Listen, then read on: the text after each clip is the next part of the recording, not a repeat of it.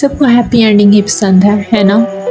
पर हमेशा ऐसा हो ज़रूरी तो नहीं। जी हाँ, कभी मैं कभी तुम पहुंच रहा है आज एहतमाम को। आज इस ड्रामे की mega last episode on air आ रही है, तो आपको क्या लगता है ड्रामा हैप्पी एंडिंग पे ख़त्म हो रहा है या इसका एंड है सैड? ये तो ड्रामा देखने के बाद ही पता चलेगा। तो लेट्स सी एंड वॉच।